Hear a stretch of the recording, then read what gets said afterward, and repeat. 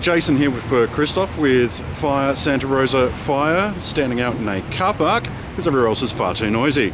Hi guys, nice to see you back here in Adelaide. Congratulations, you have your first album coming out. Thank you very much. And you guys toured basically the last 12-14 months? More or less. Did most of the big gigs around. You did the Big Day Out gigs, you were headlining your own gigs, you were doing support acts for some major people. I mean, we had Sarah Blasco and everybody else in there. Where did you find time to actually record an album? Well, the time came in the last 2 years, off and on. Yeah. It's actually, we wrote the first song in August 2008 for this album. Yep. So that's how long it's taken. So you've been writing, so these have been coming in over the last couple of years. So you guys started out in what, 2005 was when you first got together? And then you've basically been churning this out over the last couple of years? Yeah, we kind of got a lot of material for a couple of other EPs that we did, some that are just not available to get, and the other one is neither one are really available to buy anymore, thank God.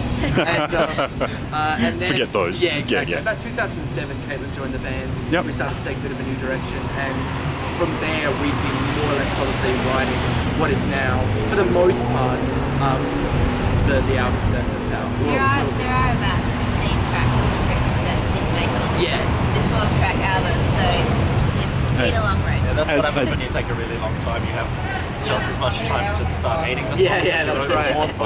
Absolutely. How did you find the experience of going from doing such an intense road trip, basically being just out constantly, and then coming into the studio itself? Well, there's actually some of us prefer studio work and some of us prefer doing it live. Like I know as a vocalist, I definitely prefer the studio. You get that nice clean sound. You're not being ridden over by the guitars and the drums all and that stuff. And I know that Dave and Nathaniel get to just play around so much more with their pedals. It's true, we do. Yeah. It's almost therapeutic if we're playing songs live that we haven't recorded yet, to come back home and record them and actually get them down physically and get them exactly how you want them. That's a real thrill. Like, Did you find you missed any of the energy from the stage shows back in the studio itself?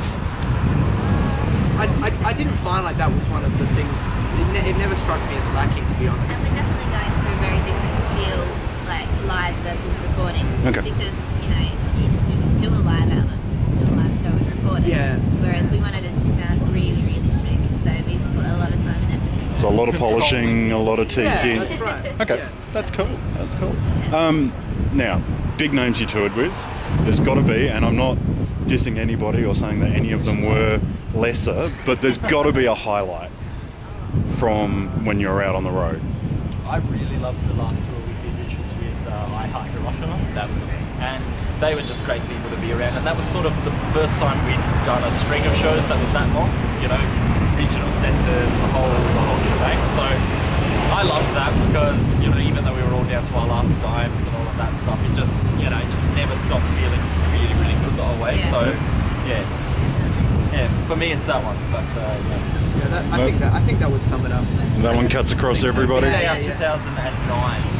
That Big was day really out. fun. Yeah. That felt really, really nice to be on the same stage as like TV on the radio and My Morning Jacket and stuff. Even if we were on much earlier in the Ting Tings, much earlier in the day was still great. Yeah. It was still exciting. Awesome. Yeah. Now, I noticed you've given Adelaideans a bit of a special treat tonight. They can actually buy Sea Priest. Yes, absolutely. I saw that pop up on Facebook earlier today. That's a little bit before it's available through stores.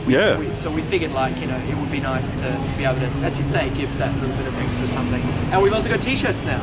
T-shirts. For the first time ever. Now, I probably shouldn't say this, but you're doing the album at the moment for $20, and the T-shirt for $25. That's right. Yeah. T-shirts So- cost so much more. Yeah. The cost of printing T-shirts is a little bit silly, especially if you want the good ones, which I noticed they were. And we're about to go on tour, so we kind of need that extra Yeah. cash. So Need that extra Mazzoli. trying to push Absolutely, because there's only so many times you can drink a litre of milk for lunch. That's right. I've got $1, I can buy a litre. I'm definitely keen to push the boundaries on how much milk you can consume. How many days you can make a whole barbecue chicken last? We've tested Oh that. yeah. Actually, 3 weeks. I found Wheat Bix are excellent because you amazing. get 2 Wheat Bix can really last you a long time for a day. So much Yeah, fiber. Absolutely. And it keeps you regular like nothing else. Which is important when you're on the road and you get cashed up and you just dive into Hungry Jack's. Yeah, man.